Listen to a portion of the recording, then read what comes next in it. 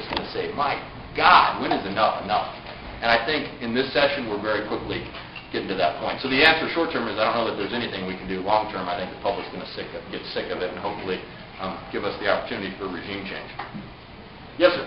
Thank you, Senator. My name is Rick Duncan. I work for military families across the state. That's been at Fort Carson, Peterson Air Force Base, stuff like that. Last year, the state of Colorado entered into the interstate compact for education, something for military children. Right. Good law. Right. Because it standardizes, for districts across the country. When you have military folks at transit, they don't really have an option of keeping their children, where they're not going. It's not being implemented. We're having a lot of problems with it. Districts aren't signing on. The standard systems aren't compatible. I was wondering maybe if you know about, anything that can be done, anything that can be, you're obviously the education expert here. Yeah. What's your you know what? I don't know I voted for the bill last year, and the idea is a sound one. But as with so many good things that we do, it doesn't. The devil is in the implementation details. So maybe when we're done here, we can exchange business cards, and I'd love to chat with you offline and see how we can sit on the people who are implementing it to make sure it works better. Much appreciated. You bet. My pleasure. Yes, ma'am. How are you? Fine, how are you? Good. Jody Randall, contractor. What's the likelihood that 228 is going to pass? 228 being the repeal of spending limits. Right. So Colorado has this law. It's called Arbus-Galberg, one of those boring legislative names, but it's named after two legislators that in 1992 said, you know what, government shouldn't grow too fast. It only makes sense to limit the growth of the government. So they said government can grow 6% a year from now until eternity. How many of you are getting a 6% pay raise this year?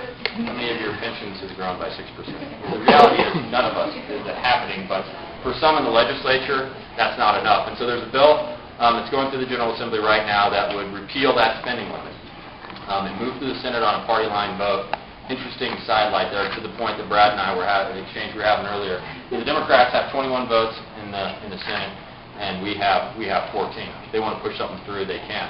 When this bill came to the floor, this really goes to the fundamentals. I mean, without this cap on government, has anybody followed what's going on in New York and California? Like their budgets are a total train wreck. And the reason that is when the economy's good, those state budgets, they grow as fast as the economy. The problem is they build permanent programs and all that money so that when the economy tanks, they've got programs and no money to pay for those programs. And so what they do is they raise taxes, they borrow money, they act like Congress, they act like idiots. So what Colorado's done and how we've made our budget situation less bad is by saying, okay, when times are good, we grow at 6%, and everything that comes in above that goes to kind of one-time expenses, fixing bridges, building new college buildings. Pretty smart way to do budgeting. Well, they want to repeal that because they want to take all that money and spend it all. And we're talking about a ton of money when the economy is rolling. It's the equivalent of raising your income taxes about 0.5%. And so, but they've got the votes to pass it. I went up to the President of the Senate and I said, Mr. President, you got the votes to pass this bill, but this is important public policy, this is an important hill, and we're not going to give it to you lightly. And so we decided to keep the Colorado Senate in session from 10 a.m. until 3 a.m. in the morning. Now, you have to know the Senate. There's a lot of, this is on camera. I hope this doesn't make the internet. There's a lot of more older people. And so they're getting tired. And there's younger folks who are out there battling until 3 in the morning. It was important that we thought, it sort of gets to where we are as Republicans. Even though we're not going to win every day, we got to engage the fight. You know what I mean? We got to stay in the fight and stay at it. And we did, and they passed it, and we made a big stink of it, and now it's going over to the House, and we're hoping that it's killed over there. Again, it may or may not be defeated over there, and if it's not, it's going to be one more thing for us, one more case for us to make against Bill Ritter and Democrats in individual legislative districts that, yes, they want their budget to work like the state of California. So if you want your budget to look like California's, vote for Bill Ritter and vote for the Democrats who didn't do this. If you prefer sanity in your budget, vote for us. And I think it's a message that's going to be resonant with all the spending that's going on. Yes, sir. It's interesting with all these issues coming up, the no-levy tax freeze, Arbus-Galberg, other assaults on Tabor, that the Democratic legislature not only has a pretty much veto-proof majority, but even if they had someone who was willing to exercise a veto pen, but they've got top cover from the other branch of government, the Supreme Court. And it seems to me that until we tackle that, until we clear the bench of these very partisan judges that are willing to trample the Constitution, our prospects for making progress are pretty limited on that. Can you comment on that? Well, I think we have to engage the fight on all fronts. And look, we have gotten our hat handed to us the last 3 cycles, so we're in we're in a very deep hole. And so, but the reality is we got to wage the fight on every front. In terms of the Supreme Court, I get in trouble. You're supposed to be nice to judges, like sort of, pay them homage because they're independent. The truth is, our judiciary, our Supreme Court, is the most partisan branch of government in state government, and that's saying so. They routinely just sort of blast whatever it is the Democrats send their way, no questions asked. The best example is this property tax increase. Homeowners are going to pay, and business owners, about $3 billion in new taxes. But the Supreme Court has this warped argument that it's not a tax increase. Well, I always say if it's not a tax increase, where did that $3 billion come from? But they don't see it. And so, we have to be willing, for example, I know this is your cause you're working on, we have to be willing to say when these judges are up for retention, and in Colorado, every so often, how often are judges up for retention votes? I think it's every 10 years. It's every 10 years. A couple of those judges are up this year. It's three of them. Is it three of them? Three of them that voted for it. We have to say, you know what, this person raised your taxes without a vote of the people, which is required by the Constitution.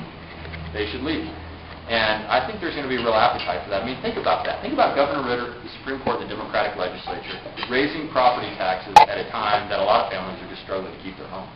I mean, it's sad, but it's also powerful ammunition for us to take to the public. Yes, sir. I have two questions. The first is, what is the state legislature doing to keep the Broncos from trading? Yeah, because they're making some idiotic moves. The second, a more serious question, and this follows on from what you were talking about over here.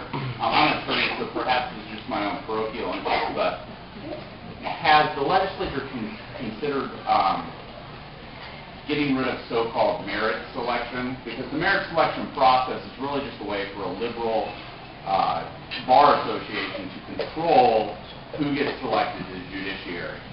And sometimes someone is so eminently qualified, like Alice and I, that they can't be denied. Right?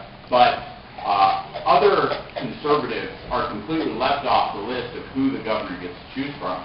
So even when we have a conservative governor, like Governor Owens or someone else, they can't choose members of the judiciary who are legitimate conservative jurists, which is the type of jurist I think we need.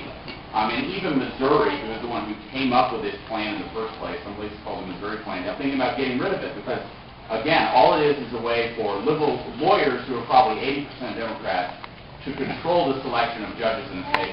So you get a judiciary that, especially here in Colorado, is considerably more liberal than the state as a whole. Yeah.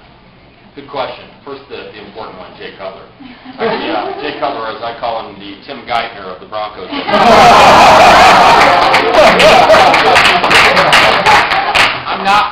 I love Jay Cutler as a player, but I am so not into the attitude. I mean, get over it, compete, flip a table, punch somebody, show some emotion, for God's sake. Act like you would have Another story for another day. Don't get me fired up. Actually, there was a bill up a couple of years ago that created Denver Broncos license plate, and it generated some revenue for some important cause. And there was somebody from the Broncos organization there, and I encouraged them, rather than spend it on the important cause, to actually go out and get a good wide receiver. The organization didn't. To your question about judges, first of all, George W. Bush, for all his many faults, and there were many of them, the bench that he left that awaits many of these bad laws that Barack Obama and Nancy Pelosi and Harry Reid are passing, thank God for what he did there. I mean, but you're right about how we do things in Colorado. We have, and it's not just in the judiciary, we have these commissions that or ultimately make accountability more difficult, and they are always tied back to some special interest group. For example, you have a division of wildlife, and if the governor doesn't control the division of wildlife, he picks some special interest groups and they control the division of wildlife. You have the same thing with these judicial appointment processes, and ultimately what they do is there's sort of a line of cushion, a buffer between decision makers, elected decision makers, and the decisions they should make. And so I think that system actually serves us poorly, although I will say that in spite of a bad system, I think Governor Owens was able to get some fantastic jurists through the wicket, some not as good as others, but certainly he was able to get some good ones, and unfortunately there are just not a few more of them on our Supreme Court.